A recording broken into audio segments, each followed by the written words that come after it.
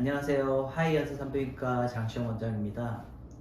오늘은 하이프의 원리를 좀 더 자세하고 진짜 궁금할 것 같은 그런 것까지 다시 한번 조금 더 상세히 설명을 하도록 할게요. 하이프는 초음파를 한 곳으로 집속을 해서 거기 이제 집속된 부위를 태우는 치료를 하는 거거든요. 제가 환자분들한테 제일 쉽게 설명하는 방법이 어떤 거냐면은 돋보기로 햇볕을 갖다가 한 곳에다 모아가지고 그 먹지를 태운다. 그걸로 제가 설명을 드리거든요. 그러니까 그 원리랑 똑같은 거예요.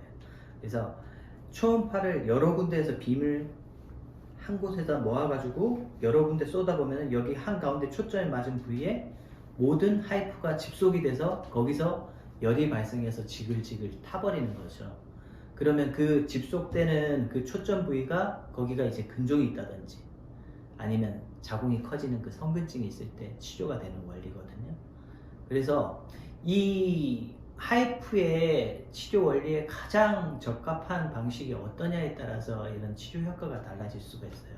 아까 말했듯이 한 곳에다가 얼만큼 집속을 할 거냐, 그리고 그 구역, 한 곳에 모아지는 구역이 얼마나 좁으냐에 따라서 그 효과 그리고 강도는 어마어마한 차이가 있게 되거든요.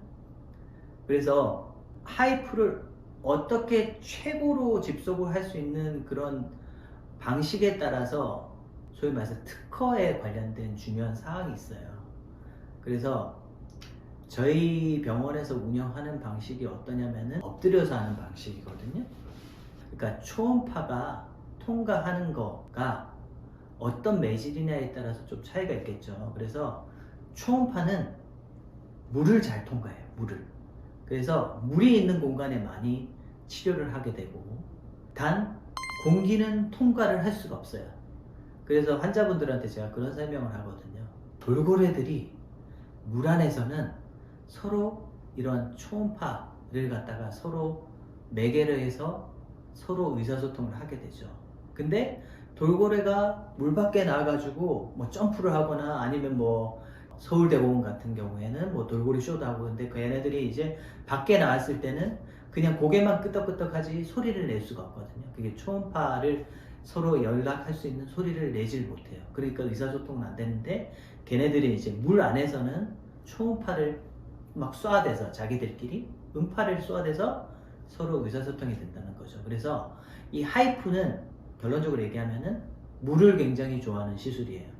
그리고 하이프의 적은 공기예요.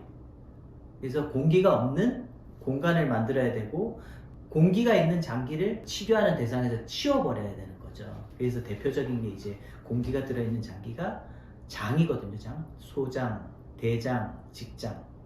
그래서 장이 중간에 개입이 되면은 큰 문제가 생길 수가 있어요. 그래서 이걸 장을 잘 치는 게 어떤 치료의 노하우가 되는 거죠.